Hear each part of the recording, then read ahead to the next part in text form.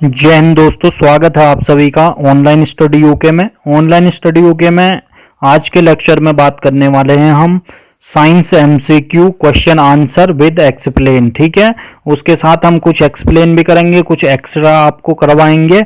ठीक है, और आपने अपना प्रैक्टिस करना है इस क्विज में। ठीक है, क्विज टाइप होंगे ये प्रश्न, और ये सीरीज आज से हमारी नई सीरीज होगी। ठीक है, तो आज ये लेक्चर फर्स्ट होगा। अभी तक के लेक्चर आपने नहीं देखे हैं तो आप जा सकते हैं, 40+ भी देख सकते हैं। ठीक है, और टेलीग्राम चैनल से भी जुड़ सकते हैं।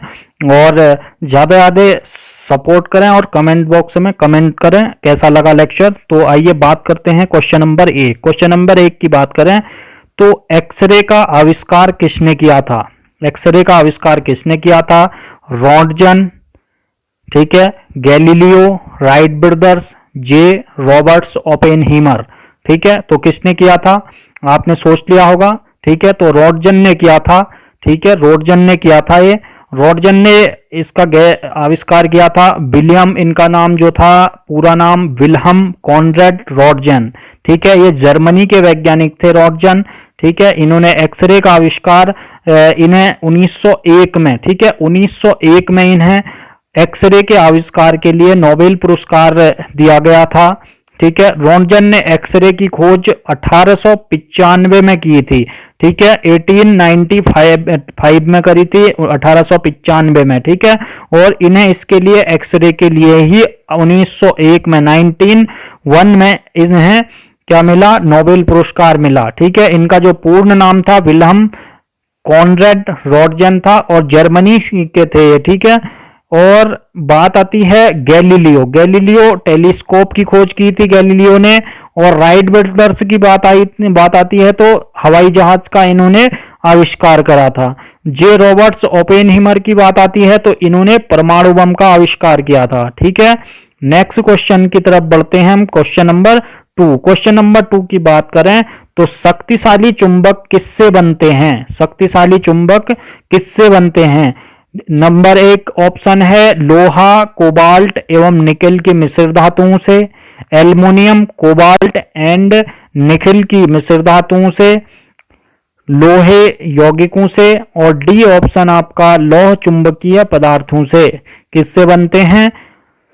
ये बनते हैं आपके ऑप्शन नंबर बी आपका सही है, एल्युमिनियम, कोबाल्ट एवं निकेल की मिश्र धातुओं से बनते हैं ये। ठीक है, शक्तिशाली चुंबक, और चुंबक की आकर्षण शक्ति सबसे अधिक किनारों पर होती है। ठीक है, जो किनारे होते हैं चुंबक के उनमें क्या होता है? आकर्षण शक्ति उनमें ज्यादा होती है, और बीच में जो होती है मध्य में सबसे कम होती है। ठीक है, इसके बाद जो स्वतंत्र पूर्वक लटका हुआ, जो फ्री लटका हुआ चुंबक होता है उसकी जो वो उत्तर और दक्षिण, ठीक है, यानी कि नॉर्थ एंड साउथ पोल में ही नॉर्थ एंड साउथ पोल में होता है। ठीक है, नॉर्थ और उत्तर और दक्षिण दिशा में होता है। विद्युत चुंबकीय बनाने के लिए प्राय नरम लोहे को, अगर चुंबक को हम विद्युत चुंबकीय बनाएंगे, ठीक है, विद्युत चुंबकीय बनाएंगे तो नरम लोहे की छड़ का उपयोग करते हैं। ठीक है, नरम लोहे की छड़ का उपयोग इसमें करते हैं। इसके बाद नेक्स्ट क्वेश्चन हो गया क्वेश्चन नंबर 3। क्वेश्चन नंबर 3 की बात करें तो नवजात शिशुओं में हड्डियों की संख्या लगभग कितनी होती है? ठीक है, नवजात शिशुओं में हड्डियों की संख्या कितनी होती है? ए 210, बी 206, सी 300 और डी आपका 190। ठीक है, तो कौन से होती है? ये होती है आपकी 300 हड्डियां नवजात शिशु में होती है। ठीक है, नवजात शिशु में 300 हड्डियां होती हैं। बात करें मनुष्य में कुल हड्डियों की बात करें तो 206 हड्डियां होती हैं। ठीक है, 206 हड्डियां होती है मनुष्य में। और मनुष्य की खोपड़ियों में हड्डियों की संख्या की बात करें तो 8 होती हैं। और मनुष्य के शरीर की सबसे छोटी हड्डी स्टेपीज होती है, जो कान की हड्डी होती है। ठीक है, कान में होती है स्टेपीज हड्डी। और जो मानव की सबसे लंबी हड्डी की बात करें तो लंबी हड्डी होती है फीमर, जो जांग में होती है। ठीक है, जो जांग में होती है। तो नवजात शिशु में 300 हड्डियां होती हैं। इसके बाद नेक्स्ट हो गया क्वेश्चन नंबर 4, क्वेश्चन नंबर 4 की बात करें तो आकाश का रंग नीला क्यों दिखाई देता है? आकाश का रंग नीला क्यों दिखाई देता है? अपवर्तन रिफ्रैक्शन के कारण, विवर्तन डिफ्रैक्शन के कारण, परिकीर्णन स्कैटरिंग के कारण और परावर्तन रिफ्लेक्शन के कारण। ठीक है, तो इनमें से कौन सा आंसर सही है? ठीक है, तो इनमें से कौन सा आंसर सही है? ठीक है, तो आपका जो स्कैटरिंग के कारण प्रकाश का क्या होता है, जो आकाश का नीला रंग दिखाई देता है। ठीक है, बात करें स्कैटरिंग होता क्या है? जब प्रकाश किसी ऐसे माध्यम से गुजरता है जिसमें धूल तथा अन्य पदार्थ अत्यंत सूक्ष्म कण होते हैं, तो इनके द्वारा प्रकाश सभी दिशाओं में प्रसारित हो जाता है, जिससे प्रकाश का परिकीर्णन होता है। जब सूर्य से आने वाला प्रकाश पृथ्वी के वातावरण में प्रवेश करता है तो वातावरण के कणों से टकराकर इधर उधर बिखर जाता है, तो वातावरण के कण श्वेत प्रकाश के कारण नीले रंग में परिवर्तित कर देते हैं। ठीक है, तो इसी के कारण क्या होता है, परिकीर्णित हो जाता है तो प्रकाश, तो इसी के कारण हमारा आकाश नीला दिखाई देता है। ठीक है, अपवर्तन की बात करें, रिफ्लेक्शन की, ठीक है, रिफ्रैक्शन की बात करें, रिफ्रैक्शन तो जब प्रकाश किरण एक माध्यम से दूसरे माध्यम में जाती है, ठीक है, एक माध्यम से दूसरे माध्यम में जाती है तो क्या होता है, प्रकाश की किरण का जो मार्ग विचलित होना प्रकाश का परावर्तन कहलाता है। ठीक है, कोई मार्ग है, ठीक है, यहां से जा रही है तो अगर ये विचलित हो जाती है, ठीक है, यहां से ये चली जाती है तो ये क्या कहलाता है, प्रकाश का अपवर्तन रिफ्रैक्शन कहलाता है। ठीक है,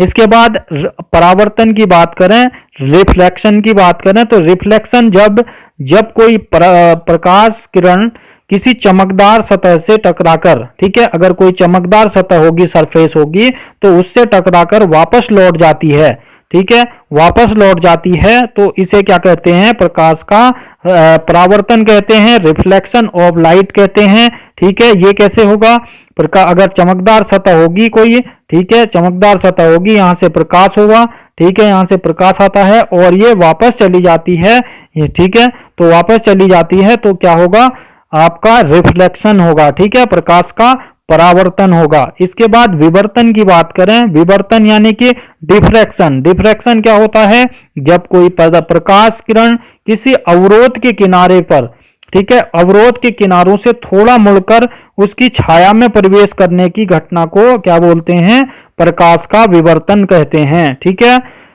इसके बाद नेक्स्ट बात करें क्वेश्चन नंबर 5 की। क्वेश्चन नंबर 5 हमारा है, डायनमो एक मशीन है, इसका क्या काम है। ठीक है, डायनमो एक मशीन है, इसका क्या काम है, निम्न वोल्टेज को उच्च वोल्टेज में परिवर्तित करना, यांत्रिक ऊर्जा को विद्युत ऊर्जा में परिवर्तित करना, उच्च वोल्टेज को निम्न वोल्टेज में परिवर्तित करना, ए और बी दोनों। ठीक है, तो क्या होगा इसमें होगा आपका यांत्रिक ऊर्जा को विद्युत ऊर्जा में परिवर्तित करना डायनेमो का कार्य होता है। ठीक है, यांत्रिक ऊर्जा मैकेनिकल एनर्जी को इलेक्ट्रिकल एनर्जी विद्युत ऊर्जा, ठीक है, इलेक्ट्रिकल एनर्जी मैकेनिकल एनर्जी को विद्युत ऊर्जा यानी कि इलेक्ट्रिकल एनर्जी में चेंज कर देना डायनेमो का काम होता है। ठीक है, डायनेमो इस प्रकार का होता है। और जो डायनेमो का आविष्कार किया था माइकल फेराडे ने 1831 में, माइकल फेराडे ने 1831 में इसका आविष्कार किया था डायनेमो का। ठीक है, मोटर की बात करें, मोटर विद्युत ऊर्जा को क्या करती है, जो इलेक्ट्रिकल एनर्जी को यांत्रिक एनर्जी में यानी कि मैकेनिकल एनर्जी में चेंज करती है, कन्वर्ट करती है। ठीक है, इसके बाद नेक्स्ट क्वेश्चन हो गया क्वेश्चन नंबर 6। क्वेश्चन नंबर 6 है, घरेलू विद्युत उपकरणों में प्रयुक्त फ्यूज किस प्रकार की विद्युत से बने होते हैं, किस प्रकार की धातु से बने होते हैं। ठीक है, किस प्रकार की धातु से बने होते हैं जो घरेलू विद्युत उपकरणों में प्रयोग होते हैं धातु, तो उनके धातु होती है प्रतिरोध कम हो, उनमें गलनांक कम हो, क्वथनांक कम हो, चालकत्व कम हो। ठीक है, तो फ्यूज तार के धातु से बने होते हैं, तो ये किसका होगा, इनका गलनांक कम हो। ठीक है, गलनांक इनका कम हो, तो गलनांक यानी कि मेल्टिंग पॉइंट, जिस तापमान पर कोई किसी ठोस अवस्था में से पिघलकर द्रव अवस्था में पहुंच जाता है तो वो क्या कहलाता है, उसका गलनांक मेल्टिंग पॉइंट कहलाता है। और क्वथनांक की बात करें तो जिस तापमान पर कोई तरल उबलने लगता है तो उसका क्या बोलते हैं, उसे क्वथनांक बोलते हैं। ठीक है। और फ्यूज की बात करें तो नियत मात्रा में अधिक धारा बहने से परिपथ टूट जाता है उधर पे। ठीक है। परिपथ क्या होता है, टूट जाता है, तो जिससे मूल्यवान जो अवयव है अत्यधिक धारा के कारण खराब होने से बच जाता है। जैसे ही करंट, हाई करंट हो जाता है या किसी चीज में शॉर्ट सर्किट होता है तो तुरंत फ्यूज तार क्या होता है, फूंक जाता है, यानी कि टूट जाता है उधर से। तो फ्यूज तार में किसी में ऐसे फ्यूज होते हैं, किसी में ऐसे होते हैं, किसी में तार के होते हैं। ठीक है। तो ये फ्यूज तार किसका होता है, टिन, जस्ता, लेड, तांबा और एल्युमिनियम का होता है। ठीक है। तो ये काम फ्यूज तार का होता है। इसके बाद नेक्स्ट हो गया क्वेश्चन नंबर 7। क्वेश्चन नंबर 7 की बात करें तो गोबर में उगने वाले कवक, फंगी, ठीक है, जो कवक होते हैं, फंगी होते हैं, वो क्या कहलाते हैं। ठीक है। गोबर में उगने वाले कवक क्या कहलाते हैं, क्रोपोफिलस हो गए और साक्सिकोलस हो गए, कार्टिकोल्स हो गए, नन ऑफ दीज हो गए। ठीक है। तो क्या कहलाते हैं इसमें, ये कहलाते हैं क्रोपोफिलस कहलाते हैं। ठीक है। क्रोपोफिलस की बात करें तो ये कवकों का अध्ययन है। ठीक है। कवकों का अध्ययन क्या कहलाता है, माइकोलॉजी कहलाता है। कवकों का अध्ययन क्या कहलाता है, माइकोलॉजी कहलाता है। और गोबर में उगने वाले क्या कहलाते हैं, क्रोपोफिलस कहलाते हैं। और जो कवक गोबर में उगते हैं, और कवक का अध्ययन माइकोलॉजी। और चट्टान स्तरों, ठीक है, चट्टानी स्तरों पर जो लाइकेन उगते हैं उनको क्या बोलते हैं, सॉक्सिकोलस बोलते हैं। ठीक है। और जो पेड़ों की छालों पर उगने वाले लाइकेन को क्या बोलते हैं, कार्टिकोल्स कहते हैं। ठीक है, कार्टिकोल्स। इसके बाद नेक्स्ट हो गया क्वेश्चन नंबर 8। क्वेश्चन नंबर 8 की बात करें तो दूध से क्रीम निकालने में कौन सा बल प्रयोग होता है। ठीक है। दूध से क्रीम निकालने में कौन सा बल प्रयोग होता है, अपकेंद्रीय बल, अपघर्षण बल, अभिकेंद्रीय बल, इनमें से कोई नहीं। ठीक है। तो कौन सा बल प्रयोग होता है इसमें, अपकेंद्रीय बल। ठीक है। अपकेंद्रीय बल दूध से दही निकालने में प्रयोग होता है। अपकेंद्रीय बल यानी कि सेंट्रीफ्यूगल फोर्स। ठीक है। सेंट्रीफ्यूगल फोर्स की बात करें तो वह बल होता है जिसके कारण किसी गतिशील वस्तु में केंद्र से दूर भागने की प्रवृत्ति होती है।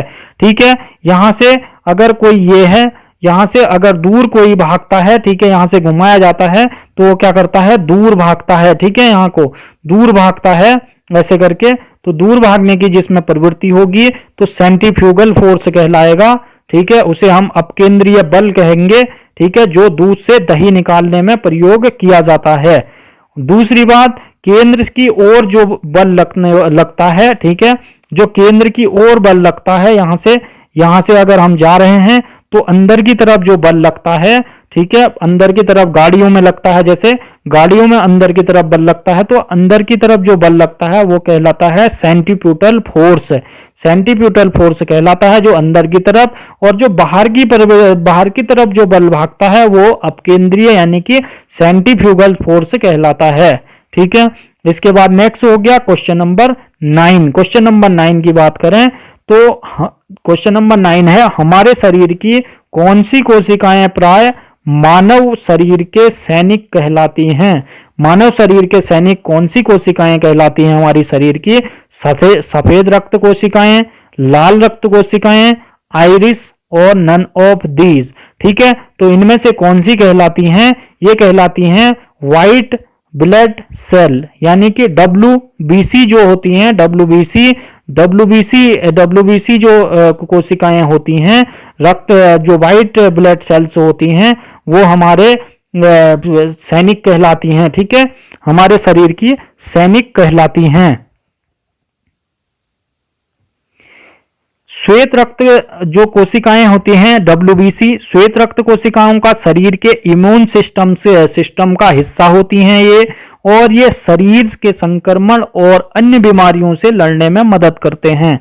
लाल रक्त कोशिकाओं की बात करें तो RBC होती हैं ये, रेड ब्लड सेल्स, जो हीमोग्लोबिन के माध्यम से ऑक्सीजन शरीर में विभिन्न अवयवों को पहुंचाती हैं। ठीक है, आरबीसी का जो ऑक्सीजन पहुंचाने का कार्य होता है हीमोग्लोबिन के माध्यम से।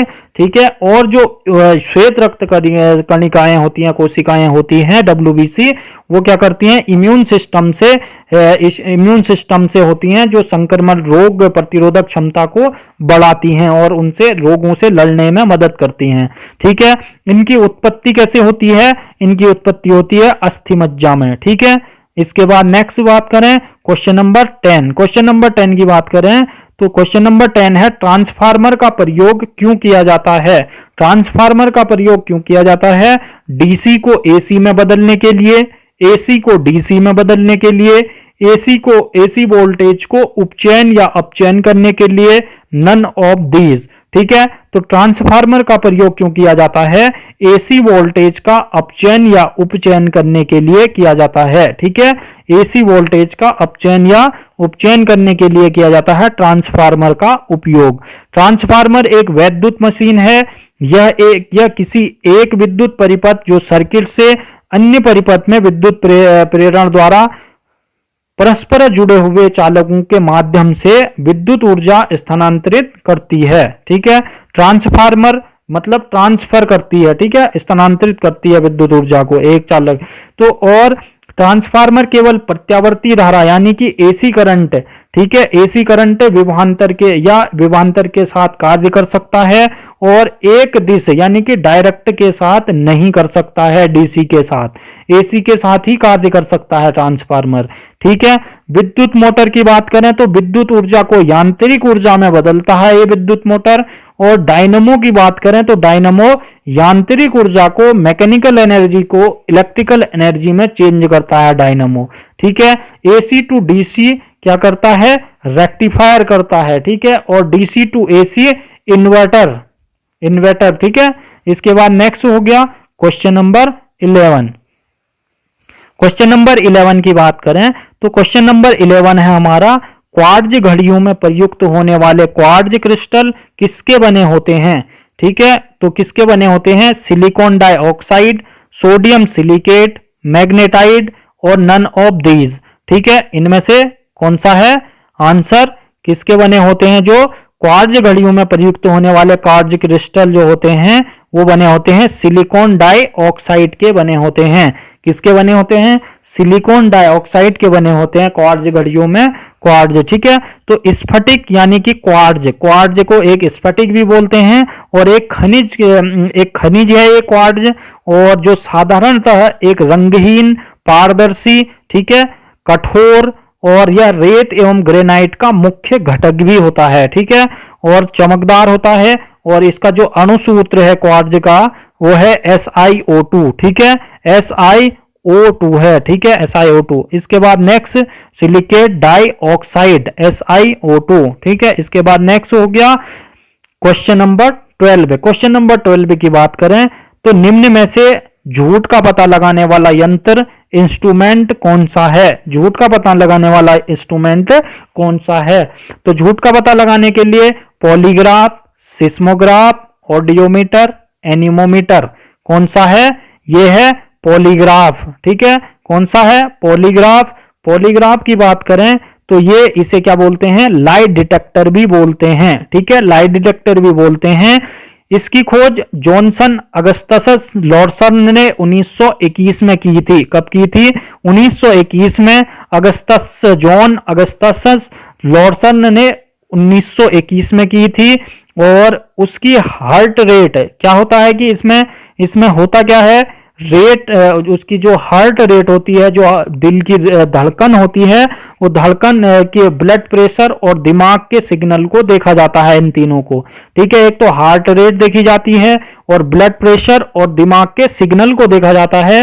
एक प्रश्नकर्ता उसे प्रश्न पूछता है और यदि वह झूठ बोलता है तो उसके दिमाग में एक सिग्नल P3, ठीक है, एक सिग्नल क्या होता है, P3 निकलता है और उसके हार्ट रेट व ब्लड प्रेशर क्या होता है, बढ़ जाता है। हार्ट रेट बढ़ जाएगी और ब्लड प्रेशर भी बढ़ जाता है, तो वह झूठ बोलता है। इसके बाद बात करें सिस्मोग्राफ। सिस्मोग्राफ क्या होता है? भूकंप के झटके की तीव्रता को रिकॉर्ड करता है ये सिस्मोग्राफ। ऑडियोमीटर की बात करें तो ध्वनि की तीव्रता का मापक युक्ति है ऑडियोमीटर। और एनीमोमीटर की बात करें तो वायु की गति मापी जाती है इससे, एनीमोमीटर से। ठीक है, इसके बाद नेक्स्ट बात करें क्वेश्चन नंबर 13। क्वेश्चन नंबर 13 है ग्रीन मफलर। ग्रीन मफलर क्या है? काफी एग्जामों में पूछा गया है ग्रीन मफलर क्या है। ठीक है, बहुत ही इंपोर्टेंट क्वेश्चन है, मोस्ट इंपोर्टेंट।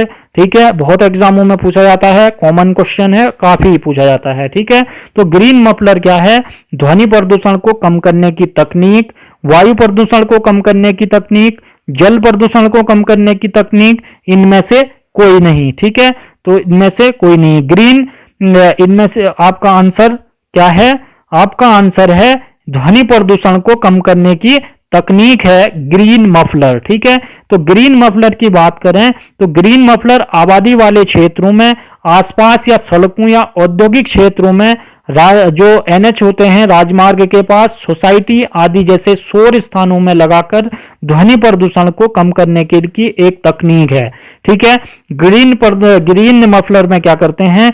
घने पेड़ बाधा डालते हैं और ध्वनि प्रदूषण को कम करते हैं। ठीक है, आवाज कम कर दें और बाध देते हैं पेड़। तो ग्रीन मफलर ध्वनि प्रदूषण को कम करने के लिए घर या निवासी जो उसके घर के जो इलाका है उसके चारों ओर क्या करते हैं? अशोक के पेड़ और नीम के पौधे लगाए जाते हैं। ठीक है, पेड़ लगा के क्या करते हैं?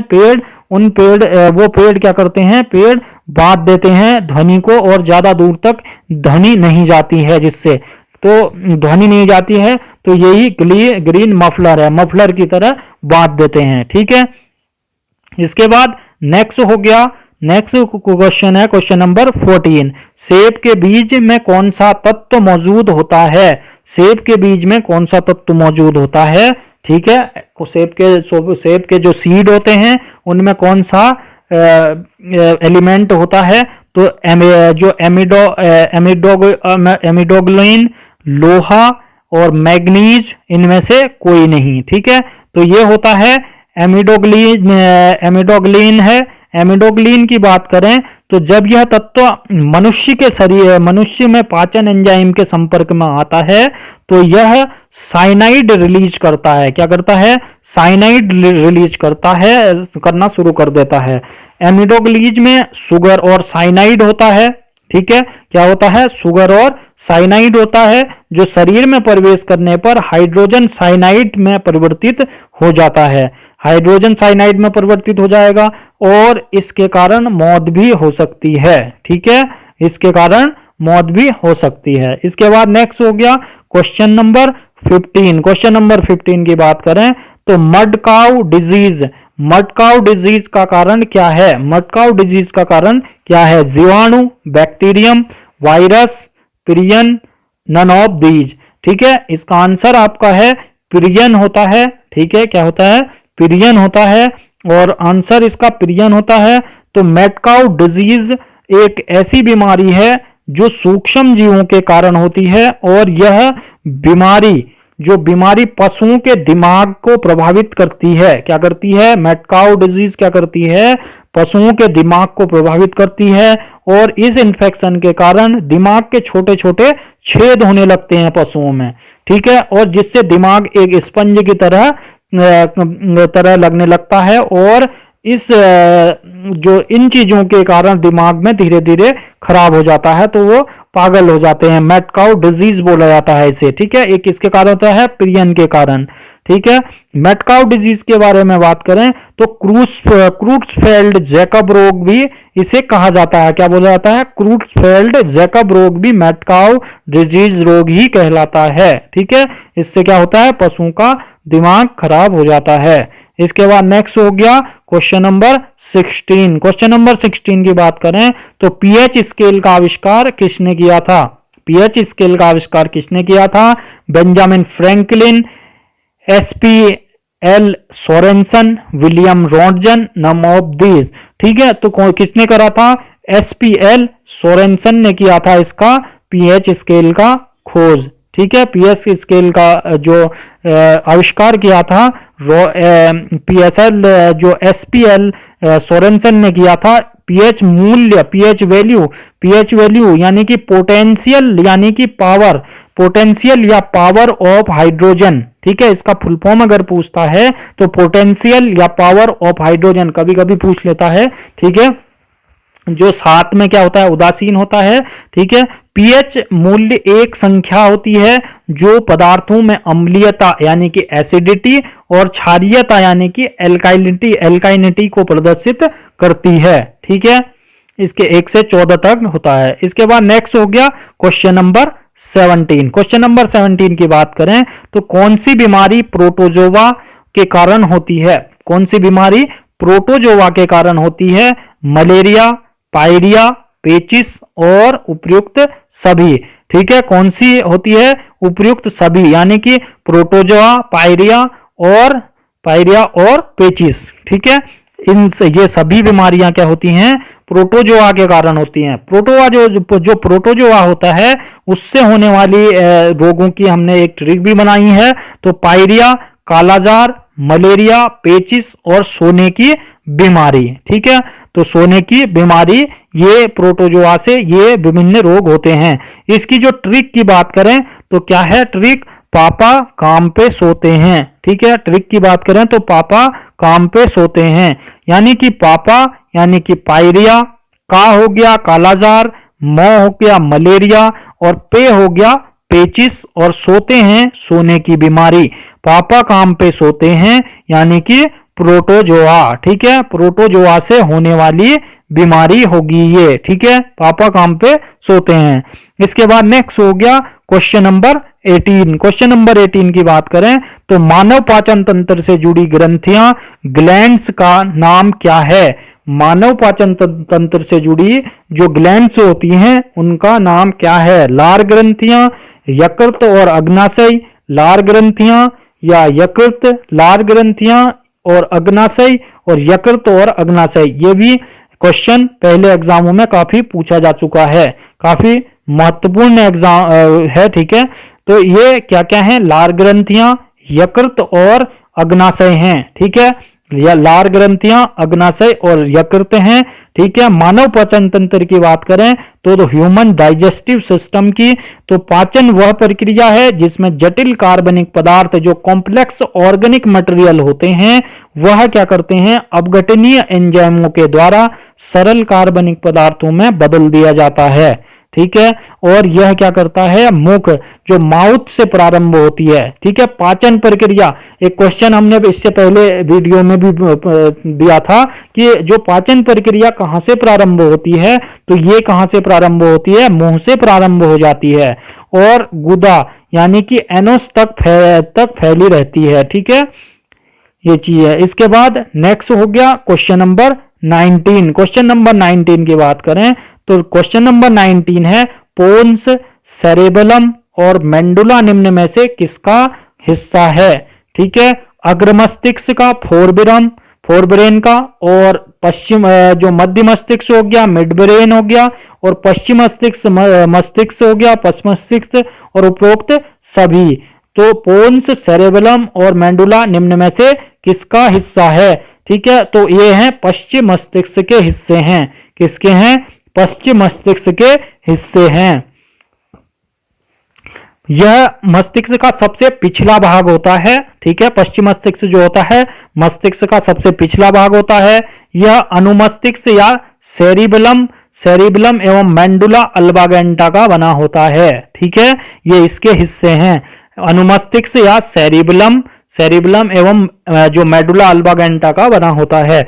अनुमस्तिष्क की बात करें तो जो सेरिबेलम होता है अनुमस्तिष्क, यह मुद्रा, पोस्चर, समन्वय, संतुलन एवं ऐच्छिक पेशियों की गतियां इत्यादि पर नियंत्रण करती है ये, ठीक है। जो पश्चिम अनुमस्तिष्क होता है और इसका मुख्य कार्य शरीर का संतुलन बनाए रखना है। पूछा जाता है अगर शरीर का संतुलन कौन सा मस्तिष्क बनाए रहता है, तो अनुमस्तिष्क जो सेरिबेलम होता है, अनुमस्तिष्क वो शरीर के संतुलन बनाए रखता है और यह शरीर के ऐच्छिक पेशियों के संकुचन पर भी क्या करता है, नियंत्रण करता है, कंट्रोल करता है। ठीक है, इसके बाद बात करें मेंडुला अल्बागेंटा। मेंडुला अल्बागेंटा की बात करें तो यह एक बेलनाकार संरचना होती है। ठीक है, कैसी संरचना होती है, बेलनाकार संरचना होती है और जो पीछे की ओर स्पाइनल कार्ड या मेरुरज्ज के रूप में पाया जाता है। ठीक है, और यह श्वसन यानी कि रिस्पिरेशंस को नियंत्रित करता है, रिस्पिरेशंस को क्या करता है, श्वसन को नियंत्रित करता है मेडुला अल्बागेंटा। और मेडुला में हृदय, उल्टी और वासमोटर केंद्र होते हैं और हृदय गति और रक्तचाप स्वायत्त कार्यों से संबंधित होता है मेडुला अल्बागेंटा। ठीक है, श्वसन को नियंत्रित भी करता है ये।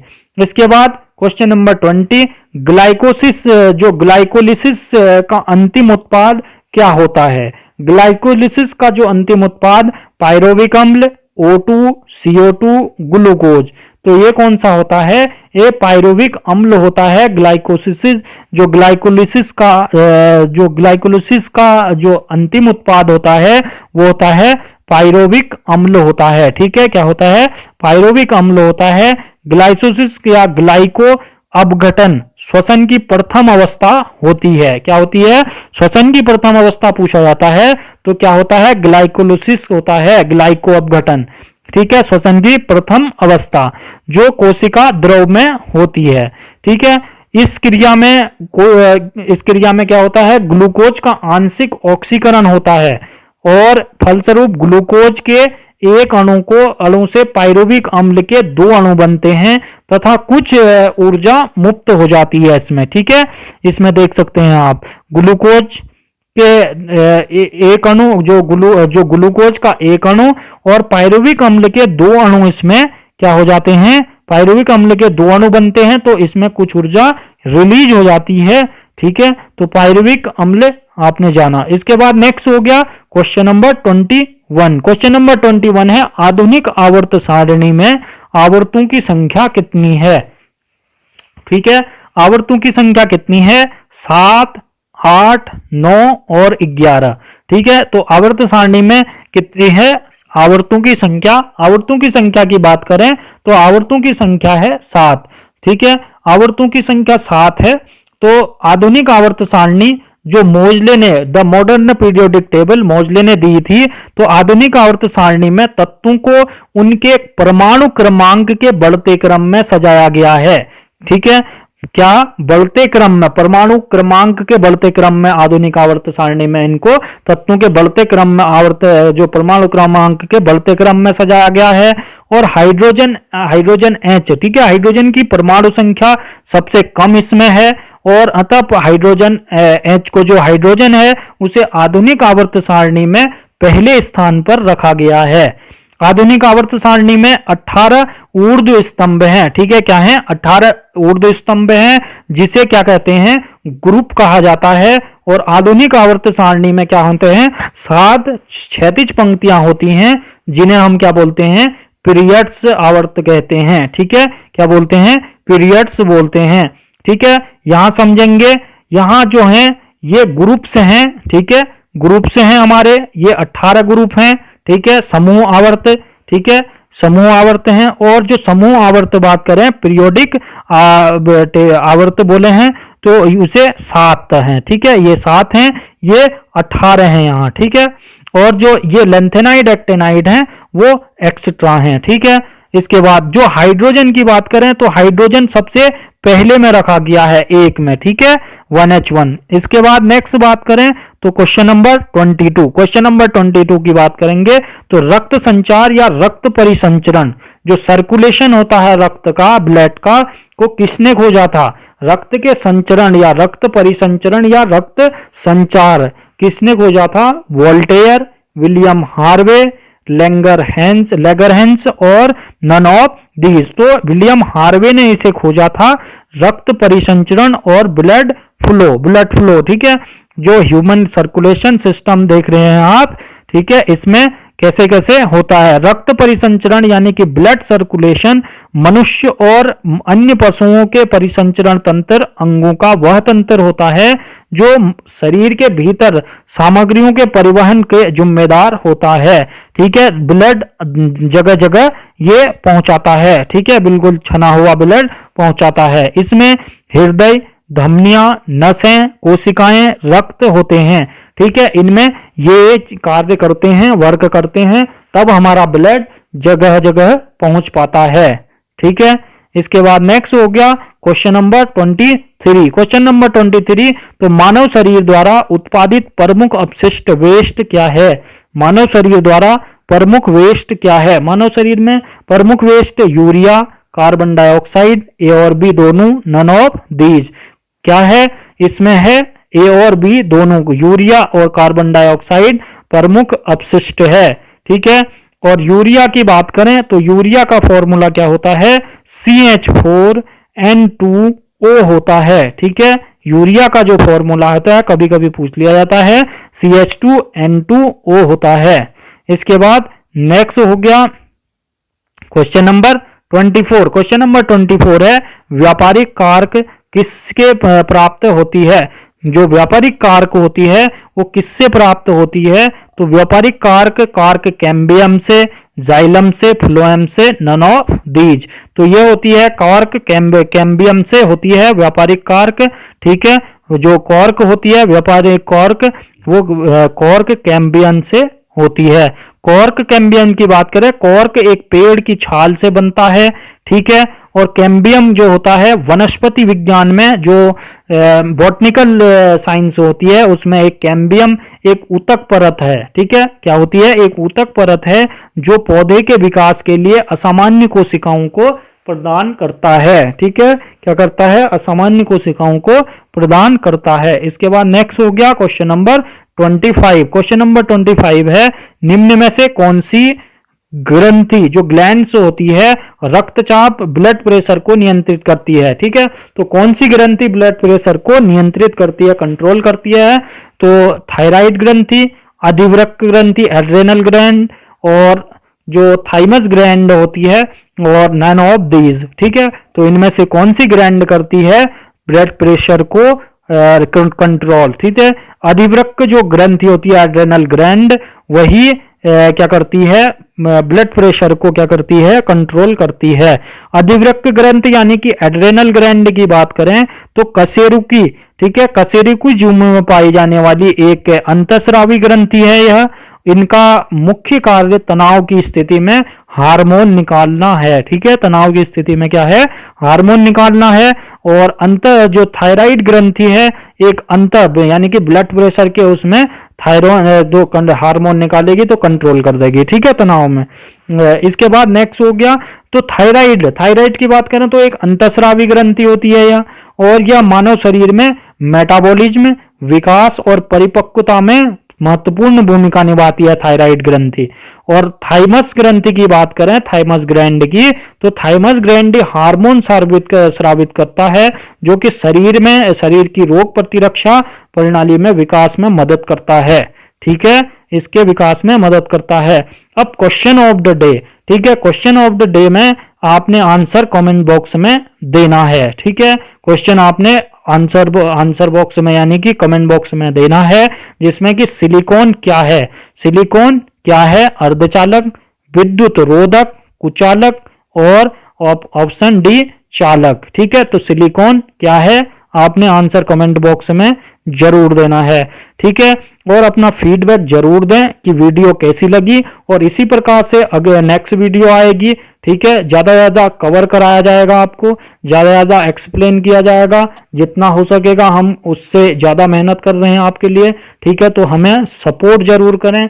अच्छी लगी वीडियो तो लाइक जरूर करें और शेयर जरूर कर दें ज्यादा ज्यादा फ्रेंडों में और एजुकेशन सर्कल में। ठीक है, तो ज्यादा ज्यादा सपोर्ट कर दें। ठीक है, धन्यवाद। जय हिंद, जय उत्तराखंड। और हमारी अन्य वीडियो भी हैं और आप इनको भी देख सकते हैं प्लेलिस्ट में जाके, जिससे आपकी प्रैक्टिस जरूर हो जाएगी। ठीक है, धन्यवाद। जय हिंद।